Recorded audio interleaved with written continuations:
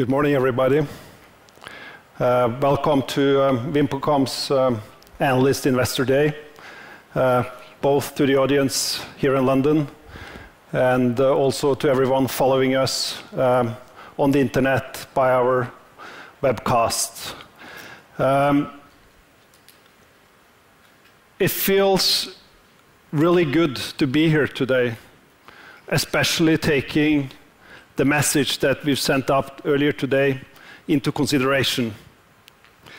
I have three key messages that I want you to remember and that I want to bring here today. The first message is that the transition to data and the data traffic is growing faster. For that reason, we need to invest for the future, and we're stepping up our investments in all our markets. Number two, our relative performance is good. The markets that we're operating in is less good. When we look at the weighted performance of VimpelCom in all our markets, we're doing good. So it's less a performance issue, it's more a market issue. Number three, we are announcing a new dividend policy today in order to deleverage and be able to invest in high-speed data network, because that's our future. Andrew Davis is here today, sitting over here. Sure, you will appreciate also his perspective on our business after joining VimpelCom as a group CFO only a couple of months ago. Andrew will speak after me. I'm going to speak for 25 minutes, I think.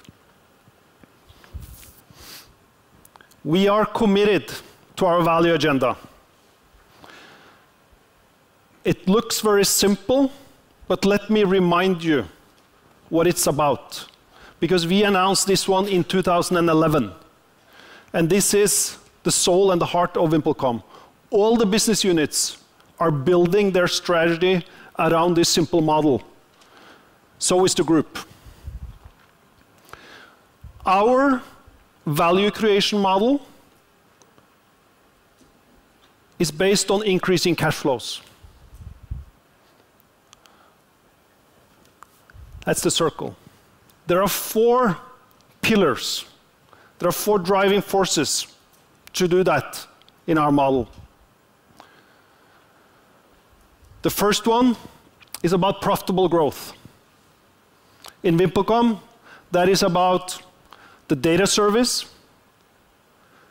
That is about new services like mobile financial services. That is about partnering, like we've done the last year with Wikipedia, with Google, with Facebook, with Oprah, and also with WhatsApp. And it is about all the new digital services. Maximo will speak much more about what we're doing in Italy on digital services. We're doing some great things there. So that's building block number one. How to drive revenues on top of the traditional voice business. Customer excellence. That is about our distribution strategy.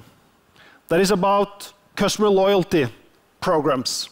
That is about price management. Capital efficiency. When I was here a year ago, I said I believe our business would be able to drive CapEx to revenues down to 15% long term. The way we wanted to do that and the way we work on capital efficiency is about using our strength on procurement. It's about network sharing arrangement. It's about tower sharing. It's about site sharing. It's about network modernization. And it could also be about spinning off towers. And operational excellence, which is the fourth pillar, is all about cost and how effective do we run our business. When we announced this in 2011, we produced great results in 2012 because revenue were growing, EBITDA were growing, and we took CapEx down. For that reason, 2012 was a great year in terms of cash flow generation. 2013 has not been a good year for us in terms of cash flow generation. The main reason for that is not operational excellence, because when we benchmark VimpelCom in the global A.T. Kearney benchmark study, our cost level is excellent. We are among the lowest, among the companies with the lowest cost base of the comparable group we're in. So I'm very pleased with the progress we've done on operational excellence and cost. We're also doing fine on customer excellence. Wind in Italy, by far the highest net promoter score in the market, and we have good progress in other markets. The two problems we have is on profitable growth and is on capital efficiency. That's where the challenge are. Profitable growth, because we haven't been able to convert and monetize data traffic yet, and because 3G have been delayed in very key and important markets for us. And on capital efficiency, I think probably we underestimated the need for CapEx to build really high quality, high speed data networks. We have to adjust to competitors. So for that reason, this value agenda, this value creation model is still very, very valid. If we now move to the last 3 years' financial performance, I would say that results in VimpelCom, they've been reasonable. They're not strong, they're not as strong as I would like them to be, but they're reasonable.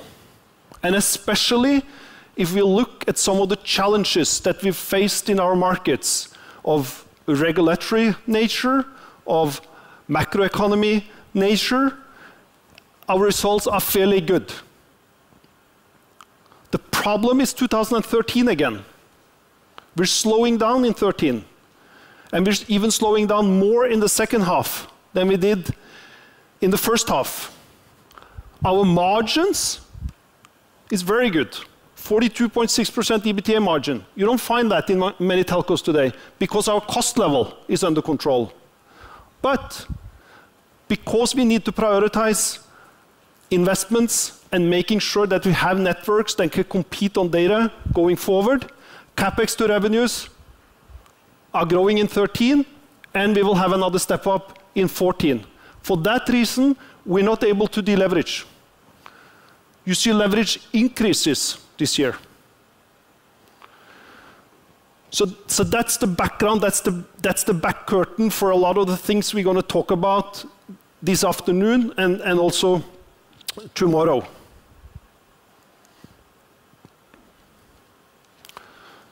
So when you're investing in VimpelCom, where is the growth drivers? Where is the growth pockets? In my view, there are 3 growth pockets mainly in our portfolio.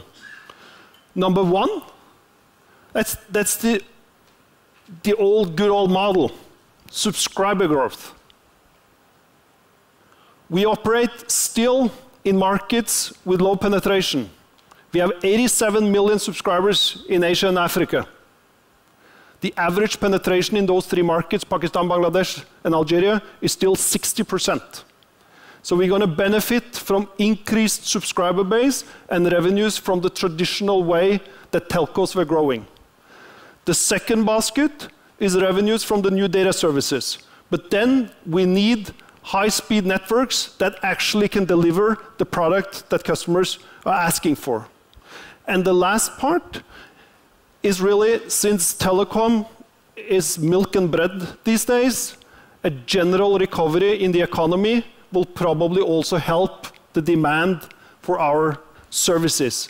And frankly speaking, some of the markets that we've been operating in, the macro picture will have to change sooner or later. So I think there is an upside related to that as well. We are an emerging market player. Italy is in our portfolio, and it represents a great upside for investors, but we are an emerging market player. 70% of our revenues are in emerging markets. Last 12 months, we generated almost $16 billion of revenues from emerging markets. We generated almost $7 billion of EBITDA, and we generated $4 billion of cash, meaning EBITDA minus capex, cash to serve interest and to serve tax and shareholders. At the same time, the leverage in the emerging market portfolio is about 1.2. This is $8.5 billion of debt if you isolate it. So we feel very good about this portfolio. This is the engine in VimpelCom. And now I would like to walk you through highlights of the emerging market portfolio, and then I'll move on to Italy and a few other things a little later. Russia. If we go 2 years back, beginning of 2012, we had concerns on Russia. We had concerns on Russia because we had been underinvesting. After the financial crisis in 2008 and the years to follow, we invested less than competitors, and we kept a high dividend payment. The task at hand for Russia in 12 and 13 was all about catching up and stabilizing the ship. Now, we have more or less parity on network quality. Now, we have more or less parity on distribution reach. We have, in 2013, invested and built 8,000 3G base stations in Russia. 8,000! We have gone from 18,000 to 26,000. In the second half of 2014, we might be operating LTE networks in 60 regions in Russia. In 2013, we tripled the number of monobrands. We grew from 400 monobrands to 1,200 monobrands. And we took down the cost level and fixed the margins at the same time. We fixed the basics. Anton Kudrashov did that job for VimpelCom. He spent 24/7, 18, 20 months in office doing the work. This was stage one. Mikhail Slobotin, that you will meet tomorrow, has taken over, and we're now trying to move Russia into the second stage, taking advantage of fixing the basics. Now it will be much more focused on customer excellence and changing the culture and really building a simplicity and a customer-centric organization. That will be our future positioning in Russia. I'm not saying we're through. There's a lot of challenges ahead, but we have now a starting position that makes us more or less on par on the core products and the distribution reach, and for that reason, I think Russia will show and serve us well going forward. You will hear a lot about this tomorrow when Mikhail speaks.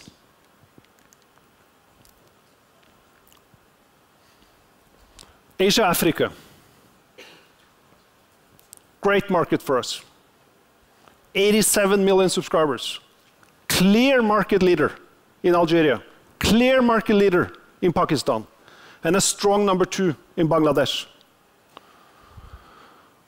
Let's talk a little bit about Algeria, because I know that that's a topic that a lot of people would like to hear about. First of all, we're still negotiating with the government. It's taken a long time, I admit that. In the middle of that negotiation, we were awarded a 3G license. And the ban on importing 3G equipment was lifted. So we have a 3G license, We are allowed to import equipment, and the first equipment has been received and put in place. So we're building a 3G network in Algeria now. At the same time, we're negotiating. That's our preferred solution. We would like to stay in Algeria. It's a great market. We would like to partner with the government and find a solution, but not at any cost. The fallback has always been what we talked about, international arbitration. And this year, it's going to happen. There will be a hearing in the first half of the year, and there will be a verdict at the end of the year. So at least you will have clarity on Algeria during the year. But as I said, our preferred solution is to negotiate a settlement that makes it possible to stay long-term in Algeria. It's a great country, great upside. And we have also there, of course, 3G ahead of us. The two other markets, Pakistan and Bangladesh, very good markets for us. Good performance, stable positions, underpenetrated, good uptake on mobile financial service, and growing cash flows. Both markets will show revenue growth this year, and both markets is showing us sort of that we can believe in these underpenetrated markets that we are well positioned in. Tomorrow, Ahmed Aboudouma, our head of Asia Africa and also CEO of Golden Telecom Holding, will speak much more about it. I think there are some very interesting statistics and data in that presentation, so I recommend you to follow that. Ukraine, clear #1 position, 47% revenue market share, and strong cash flows. Remember Ukraine, EBITDA margin of 50%, cash flow margins of 35%, last 12 months, and a clear market leader. Yes, we've had challenges. Yes, we've had challenges to move to the bundles. Our competitors has done a good job. The point here is that we have now a complete reload program for Ukraine. Igor sitting here will speak about it. We are addressing all aspects of the business. We are modernizing the network. We are changing people. We are changing commission structures. And we are working really hard on loyalty program and making sure that we also build there a business for the future. I hope we will see VimpelCom or Kyiv start turning the corner in 2014. There has been a lot of strong, good groundwork happening without really results showing yet. The last part of the emerging market portfolio is Kazakhstan, Uzbekistan, and the rest of the CIS. Market leader in Uzbekistan, strong #2 in Kazakhstan, strong positions in the rest of the markets. In Kazakhstan, actually, we have been able to transition to bundles in a good way. We learned our lesson in Ukraine. We didn't copy the mistake, and we did it the right way in Kazakhstan. Our market share is growing there now, and I think we can sort of tick the box and say that we were able to turn the curve in Kazakhstan and started to deliver.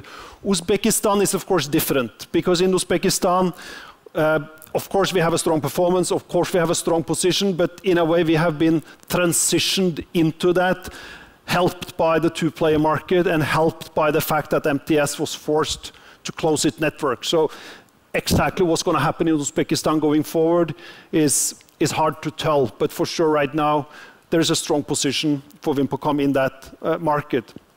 The rest of the CIS also, strong positions, good mobile data growth, helped by an introduction of value-based commissions in all markets. So when you add up the emerging market portfolio, it's quite strong. As I said, $16 billion of revenues, almost $7 billion of EBITDA, net cash flows of $4 billion at a low leverage. So that's the core of VimpelCom. In addition to that, we see a great upside in Italy. We see opportunity for a strong value creation. Operationally, Italy is doing fantastic. It's really doing fantastic.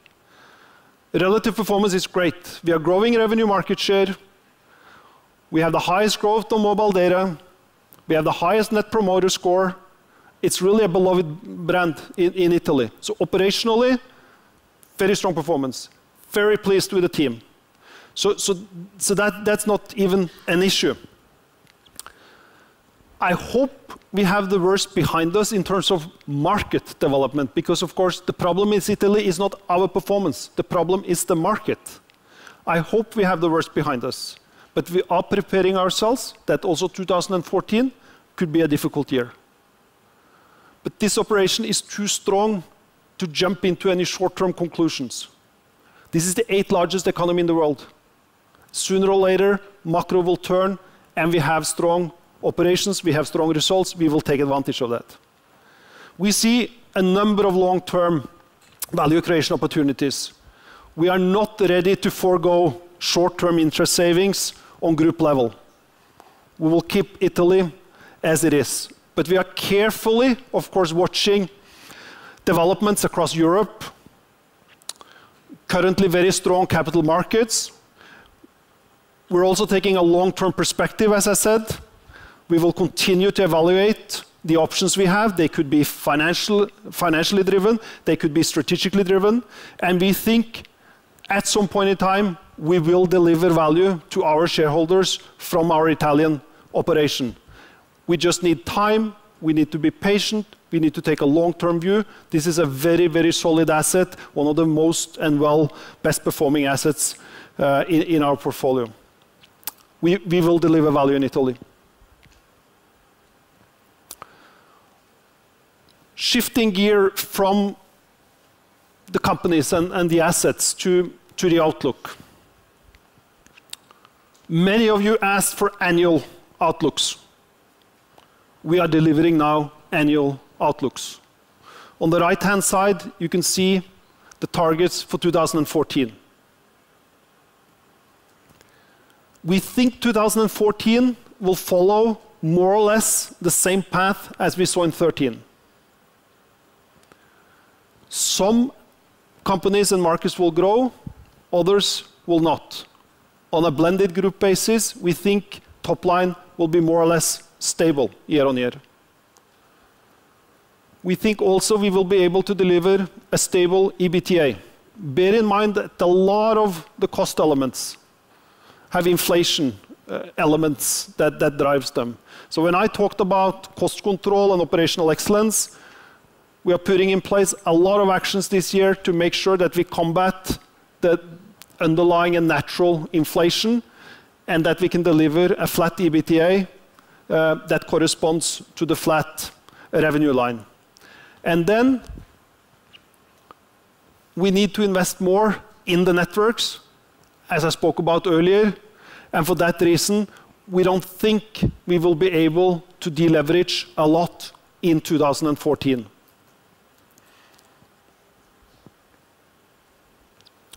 As a result of that, we are changing our dividend policy, and I know a lot of you have already seen this and comment on this. We see higher value right now in deleveraging. We see higher value for shareholders in increased investments in 3G, 4G, high data networks. We think that is the best use of capital, and that's why we decided to adjust the dividend payments.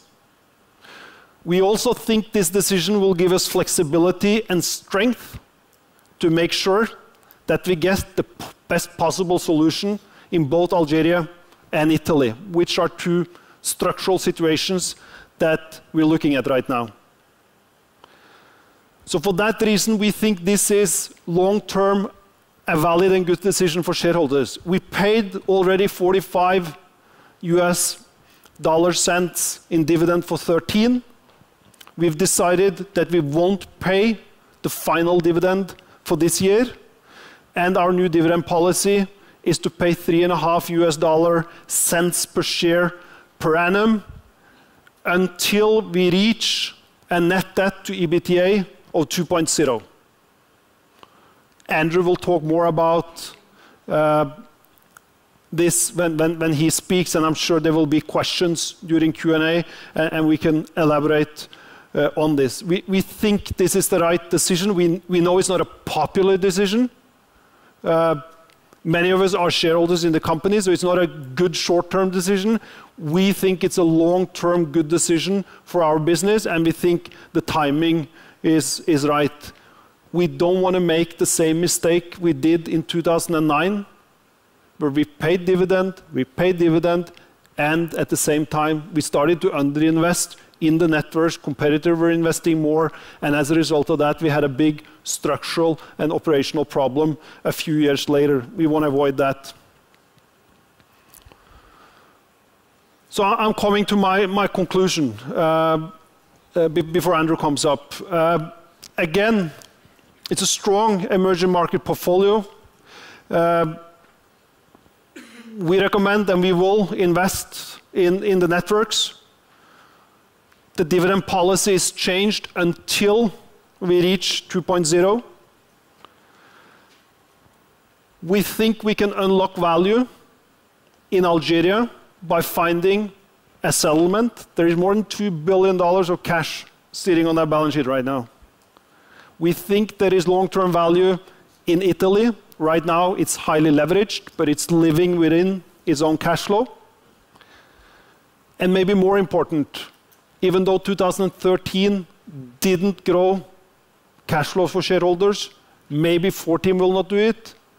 We remain very committed to our value agenda and committed to the 4 pillars that we believe will drive growth for shareholders going forward. So we will not change our view on how the value creation model in the company should look like and will be executed.